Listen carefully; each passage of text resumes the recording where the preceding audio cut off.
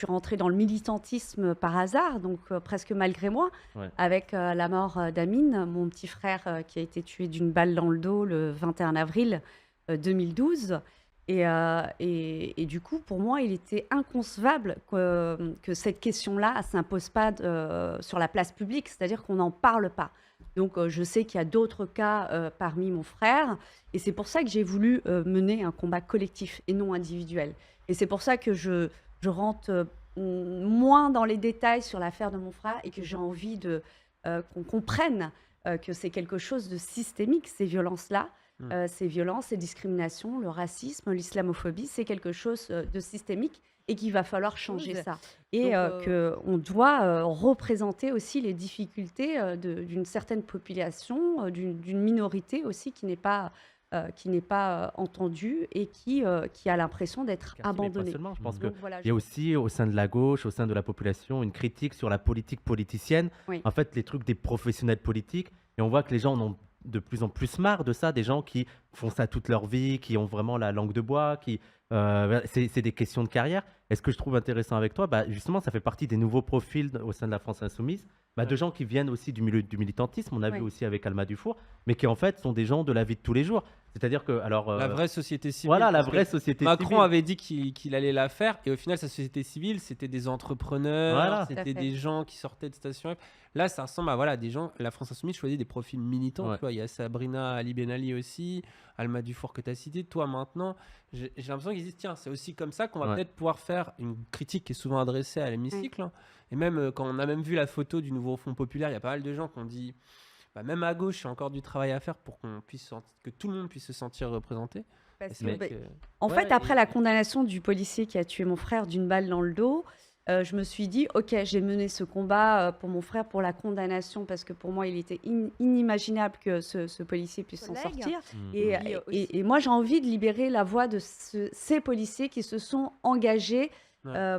dans cette police pour être proches des gens, pour pouvoir rendre service à la Police. société. Donc, Souvent, sous vous avez des jeunes qui sont mutés dans le 93, par exemple, et qui n'ont jamais eu affaire à cette population et qui ne sont pas racistes, qui viennent vraiment pour sauver la veuve et l'orphelin avec des bonnes attentions et qui finissent par dire, bah, en fait, c'est tellement un système qui veut.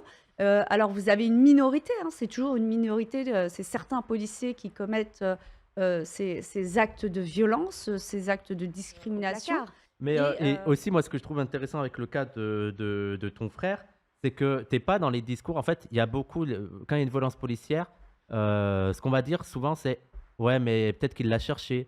Ouais, mais c'était pas un ange. Bah- Et toi, tu t'es toujours opposé à ça. Et Bah, tu- ça c'est le discours médiatique aussi qu'on nous impose, c'est le discours des grands médias. Et moi, ce qui était important pour moi, c'était de contrer ce discours.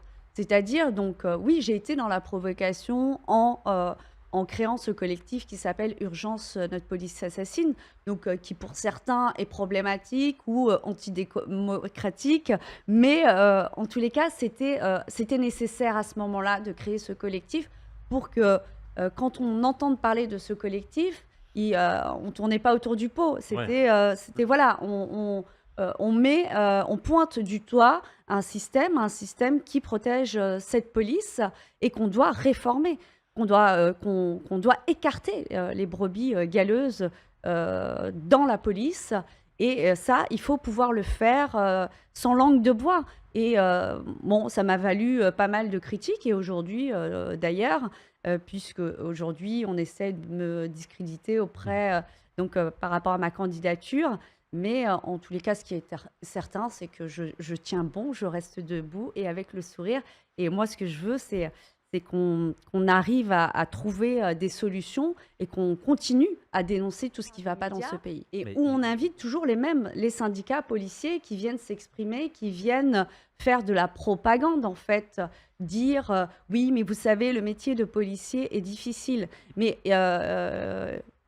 est-ce qu'un médecin, est-ce qu'un urgentiste, est-ce qu'une infirmière, est-ce qu'une enseignante, on pourrait accepter de la part de ces fonctionnaires d'utiliser la violence sous prétexte que leurs métiers sont difficiles. Il y a d'autres métiers qui sont difficiles et pour autant, la violence est inacceptable et que certains syndicats dénonceraient ce type de violence et que ces personnes-là seraient écartées de ce métier.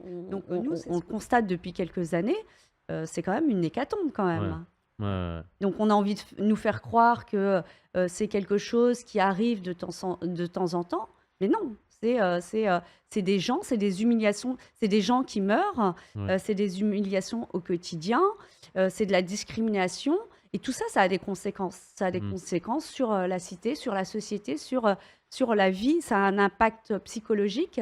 Il n'y a aucun suivi quand, vous savez, moi, par exemple, ça va, je suis bien entourée, j'ai ma famille, j'ai mes amis, mais vous savez, ça détruit des familles, ça Ouais. détruit Bien sûr. des familles, mais au-delà d'une famille, ça détruit tout un quartier, en fait, qui s'identifie à la personne qui a été Et ça tuée crée ou à la aussi un personne. sentiment d'insécurité, celui dont on ne parle pas, Oui, mais où plein de gens se mettent à avoir peur de la police, tout à fait. alors qu'elle est censée nous protéger. Tout à fait. Je pense qu'il y a plein de gens qui se disent, aujourd'hui, quand ils voient des policiers arriver alors qu'ils sont en voiture pour un contrôle ou quoi, qu'ils doivent avoir le cœur qui bat. Zaya Debouna. Ouais, voilà. Ça peut absolument expliquer les fuites, les gens Et qui c'est- ont et c'est- peur, qui ouais. peuvent accélérer d'un coup parce qu'ils se disent peut-être je vais me faire tirer dessus. Je Ouais. pense qu'on ne mesure pas ce que c'est de se faire pointer une arme sur soi C'est vrai. et de demander à des gens d'avoir des réactions rationnelles. Ouais. Bonjour monsieur le Ouais. policier. Ouais. Alors, Pourquoi vous pointez l'arme Voilà, sur tu moi? vois. Et en plus, si la personne est plus ou moins en civil, etc., tu vas te dire je vais me faire tuer. Ouais. Et ça, c'est un sentiment d'insécurité dont on ne parle jamais en fait. Mais il y a des précédents avec cette police, ça date pas d'aujourd'hui. Il y a des précédents, cette peur, elle est ancrée chez certaines personnes habitant des quartiers populaires. Et souvent, la question pour ceux qui n'ont jamais eu affaire à la police parce que pas concernés, souvent la question qui se pose, mais pourquoi ils couraient? Pourquoi ils couraient? C'est la peur. C'est la peur, c'est parce qu'il y a des précédents. C'est-à-dire que ce qu'on dit là, ce n'est pas un fantasme, c'est quelque chose qui existe. Voilà, il y a des chiffres pour ça. Par exemple, depuis l'article L435, depuis la loi qui a été promulguée au mois de février sur le refus d'obtempérer en 2017, c'est plus de 100 morts, dont le dernier en date le plus connu où ça a été filmé, c'est Naël. Qu'est-ce qui m'a fait franchir le pas?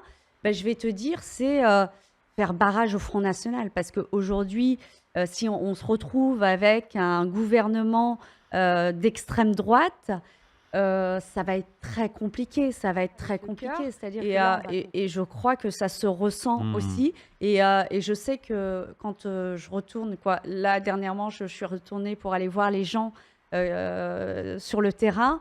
Et j'ai eu un accueil mais formidable. Des jeunes qui m'ont dit qui n'allaient pas voter et qui m'ont dit nous, on ne va pas voter habituellement. Mais là, c'est quelqu'un qui nous ressemble et qui porte nos combats. Et voilà, et c'est pour aussi ça. C'est pour permettre à d'autres gens de se dire c'est possible, c'est quelqu'un qui nous représente et qui porte nos combats. Et aussi, Donc, c'est ça qu'ils ne avec comprennent elle- pas aussi les gens, c'est que il y a aussi l'insécurité quand tu sors de ces quartiers. C'est-à-dire que quand tu vas dans Paris et tout, tu as l'impression d'être un étranger. Et je pense qu'il y a aussi un petit sentiment, peut-être avec les provinciaux, d'être des ploucs et tout, qui peut créer des ponts entre les populations. Ce qui me chagrine beaucoup, c'est ouais, les jeunes dans les quartiers, c'est n'importe quoi, on les laisse traîner. Mais déjà, avant de parler de l'école, même de traîner dans la rue, mais c'est parce qu'il n'y a rien pour eux, quoi. Il y a rien à faire. On paye pas, il n'y a pas d'éducateurs, alors qu'il y aurait vraiment, je veux dire, il y a plein d'éducateurs dans les quartiers, il y a plein de gens super compétents. Je veux dire, des grands frères il suffit de leur donner des moyens, un local, quelque chose pour que.